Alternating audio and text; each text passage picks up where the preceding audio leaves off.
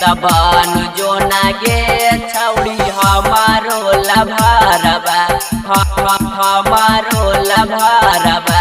Magahi recording studio Samastipur Sheikhpura. Bara Bigha बजरिया से लाली लेबो सखा पूरा से गाला के हराबा। बड़ा बीघा बजरिया से लाली लेबो सखा पूरा से गाला के हराबा। तबन जो नागे छौड़ी हमारो लभारबा। तबन जो नागे छौड़ी हमारो लभारबा। बड़ा बीघा बजरिया से लाली लेबो सखा पूरा से गाला के हराबा। बड़ा बीघा बजरिया से लाली लेबो सखा पूरा से गाला के हराबा। तबन जो नागे छौड़ी हमारो लभारबा। तबन जो नागे छौड़ी हमारो लभारबा। तबन जो नागे छौड़ी हमारो लभारबा हमारो लभारबा। बड़ा बीघा बजरिया से लाली लेबो सखा पूरा से गाला के हराबा हमारो लभारबा।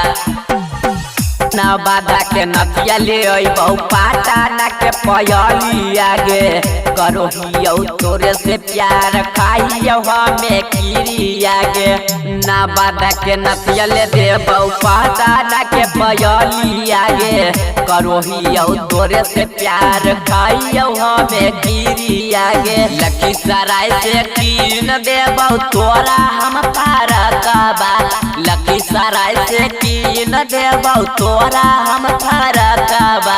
तबन जो नागे छौड़ी हमारो लभारबा। तबन जो नागे छौड़ी हमारो लभारबा हमारो लभारबा। तबन जो नागे छौड़ी हमारो लभारबा हमारो लभारबा। बड़ा बीघा बजरिया से लाली लेबो सखा पूरा से गाला के हराबा। बाका के बिनिया देबौ जमुई के कना बली आगे तोरा के घुमाई देबौ गिंडा पहाड़ी आगे। बाका के बिनिया देबौ जमुई के कना बली आगे तोरा के घुमाई देबौ गिंडा पहाड़ी आगे।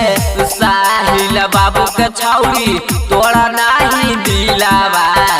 साहिल बाबू के छौड़ी तोरा नाही दिलावा। तबन जो नागे छौड़ी हमारो लभारबा। तबन जो नागे छौड़ी हमारो लभारबा।